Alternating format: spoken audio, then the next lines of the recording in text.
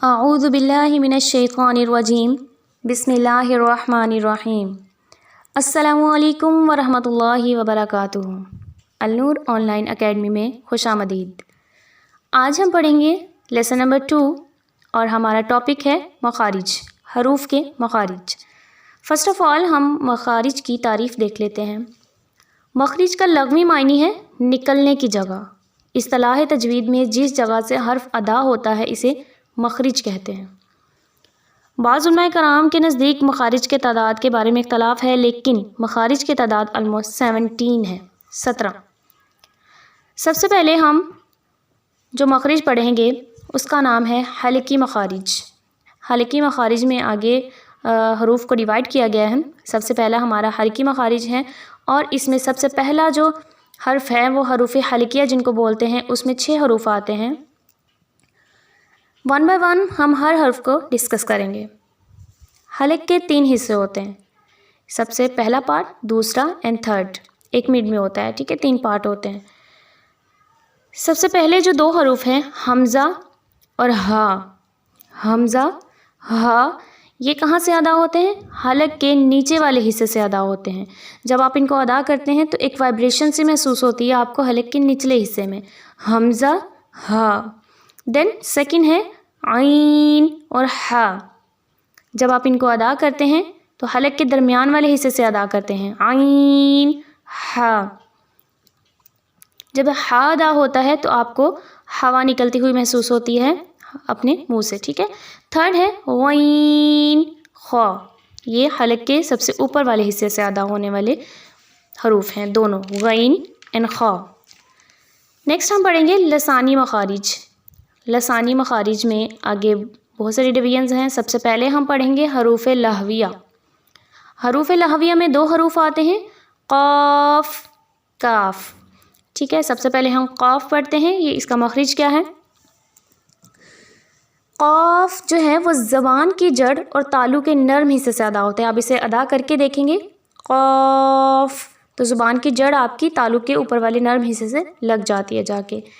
Second है काफ, ज़ुबान की जड़ और तालु के सख्त हिस्से से अदा होता है। जब आप इसको अदा करेंगे तो आपकी ज़ुबान की जो जड़ है वो तालु के ऊपर वाले सख्त हिस्से से जाके लग जाती है। सेकंड है हरूफ शजरिया। हरूफ शजरिया में 3 हर्फ आते हैं, जीम, शीन, या। ये तीनों के तीनों का मखरिज एक ही है, ज़ुबान के दरमियान और तालु के दरमियान से अदा होते हैं। जब आप अदा करती हैं जीम, आप अदा करके देखें तो आपको पता चलेगा कि ज़ुबान का जो मिड पार्ट है, मिडल पार्ट है, दरमियान का पार्ट है ज़ुबान का, वो तालु के ऊपर वाले दरमियान वाले पार्ट से जाके लग जाता है। एंड द थर्ड इज़ हरूफ हाफिया। हर्फ हाफिया, इसमें एक ही आता है इसलिए इसको हर्फ हाफिया बोल देते हैं। इसमें दौद आता है, ज़ुबान की करवट और ऊपर की दाढ़ों की जड़ से अदा होता है। जब आप इसको दौद को अदा करते हैं तो आप नोट कीजिएगा कि आपकी ज़ुबान की करवट, जो ज़ुबान के साइड वाले पार्ट्स होते हैं दोनों, उनको करवट बोलते हैं और ऊपर की दाढ़ों की जड़ से जाके लग जाता है, दौद, ठीक है। एंड द फोर्थ इज़ हरूफ तरफिया।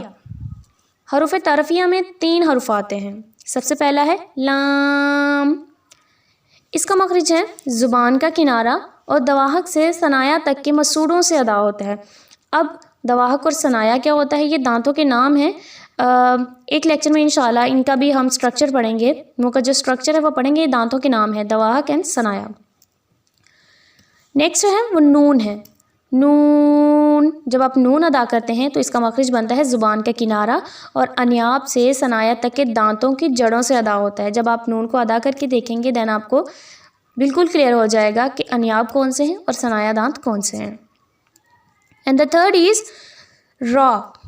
रॉ ज़ुबान की नोक और मकाबल के तालु से अदा होता है। जो रॉ है वो ज़ुबान की नोक आपके ऊपर वाले तालु से जाके लग जाती है। एंड द फिफ्थ इज़ हरूफ नित्याइया। हरूफ नित्याइया में भी 3 हरूफ आते हैं, लेकिन इन तीनों हरूफ का जो मखरिज है वो सेम है। तो वो 3 हरूफ हैं तो, दाल, ता। ये जो 3 हरूफ हैं इनका मखरिज एक ही है। तो मखरिज क्या है? ज़ुबान की नोक और ऊपर के दांतों की जड़ से अदा होते हैं। आप इनको अदा करके देखें। दाल, जब आप दाल बोलते हैं तो ज़ुबान की आपकी नोक जो है वो ऊपर वाले दांतों की जड़ से लग जाती है जाकर। एंड द नेक्स्ट इज़ हरूफ लिसाविया। हरूफ लिसाविया में भी सेम 3 ही हरूफ आते हैं और इनका मखरिज भी सेम ही, एक ही मखरिज है तीनों का। तो वो 3 हरूफ हैं ज़ा, ज़ाल, सा। ये तीनों एक ही जगह से अदा होते हैं। अदा कहाँ से होते हैं? ज़ुबान का सिरा और ऊपर के दांतों के अंदरूनी किनारे से अदा होते हैं। जब आप ज़ाल बोलते हैं, देखें ज़रा, ज़ाल, ऊपर का ज़ुबान का जो सिरा है वो ऊपर के दांतों के नीचे वाला जो नीचे वाला हिस्सा होता है, ऊपर के दांतों का निचला हिस्सा जो होता है उसको अंदरूनी किनारा बोलते हैं। तो वहाँ पे जाके आपकी ज़ुबान का सिरा लग जाता है। एंड द लास्ट इज़ हरूफ सफ़ीरिया। हरूफ सफ़ीरिया में भी 3 हरूफ आते हैं और इन तीनों का मखरिज सेम है। एक ही जगह से ये अदा होते हैं और अदा कहाँ से होते हैं? ज़ुबान की नोक और दोनों दांतों के अंदरूनी किनारे से अदा होता है। जैसे आप बोलेंगे तीनों हरूफ को, स्वाद, ज़ा, सीन। हरूफ सफ़ीरिया का एक और नाम है सिटी वाले हरूफ। जब आप तीनों हरूफ को अदा करते हैं तो इनमें से सिटी की आवाज़ आती है आपको। जैसे स्वाद, सिटी की आवाज़ आई, ज़ा, सिटी की आवाज़ आती है, सीन, तो इसमें भी सिटी की आवाज़ आती है। तो इसका दूसरा नाम है सिटी वाले हरूफ। तो जब आप इसको अदा करते हैं तो ज़ुबान की जो नोक होती है वो ऊपर वाले दोनों दांतों के अंदरूनी किनारों से जाके लग जाती है। एंड हमारा अगला मखरिज है शफ़वी मखारिज। शफ़विया, हरूफ शफ़विया इनको बोलते हैं। ये जो तीनों के तीनों 4 इसमें आते हैं हरूफ और चारों के चारों जो हरूफ हैं हरूफ शफ़विया इनको बोलते हैं। तो ये 4 के 4 जो होंठों से अदा होने वाले हरूफ हैं। अगर हम कहें कि होंठों से हरूफ 4 अदा होते हैं तो उनका दूसरा नाम होगा हरूफ शफ़विया। सबसे पहला हर्फ है फ़ा। फ़ा का मखरिज पढ़ते हैं। ऊपर के दांतों के किनारे और निचले होंठ के तर हिस्से से अदा होता है। होंठ के भी हिस्से होते हैं तो जिन निचले होंठ का तर हिस्सा होता है वहाँ से फ़ा अदा होता है। जैसे फ़ा, ऊपर का दांत का जो निचला किनारा है वो नीचे वाले होंठ के तर हिस्से से आके लग जाता है। एंड द नेक्स्ट बा, मीम, वाऊ। ये जो तीनों हैं ये इनका मखरिज जो है वो हम पढ़ते हैं। बा का जो मखरिज है वो दोनों होंठों के तर हिस्से से, जब हम बा बोलते हैं बा, दोनों होंठों के तर हिस्से से वो अदा होता है। मीम, जो मीम है वो दोनों होंठों के खुश्क हिस्से से अदा होता है।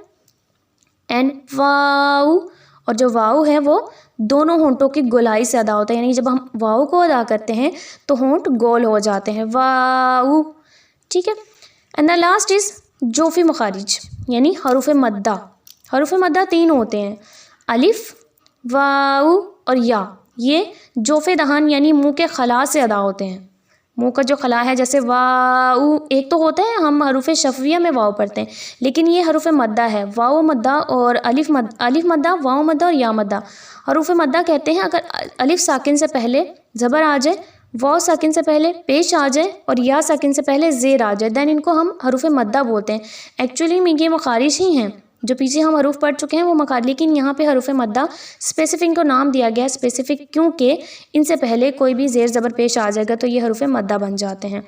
इनको जब ये हरूफ मद्दा की फॉर्म में आते हैं तो ये मुँह के खला से अदा होते हैं, लेकिन अगर ये सिंगल हरूफ आएँ, एक एक हर्फ आएगा, तो हम इनके पीछे मखारिज पढ़ चुके हैं। ठीक है। नेक्स्ट एक गुन्ना है, नाक का बांसा जिसको बोलते हैं। गुन्ना जो है वो किसी भी हर्फ को नाक की आवाज़ निकालेंगे तो हम उसको गुन्ना बोल देते हैं। जैसे नून के ऊपर जो है वो तशदीद आ जाए तो हम उसको बोलते हैं, हम इसको गुन्ना करेंगे यहाँ पे, जैसे अन्नार। ठीक है, तो ये इसका हो जाता है। अब होप सो आपको समझ आ गई होगी। तो नेक्स्ट इंशाल्लाह लेक्चर नंबर 3 के साथ मिलते हैं। तब तक अपना ख्याल रखिएगा। अल्लाह हाफ़िज़।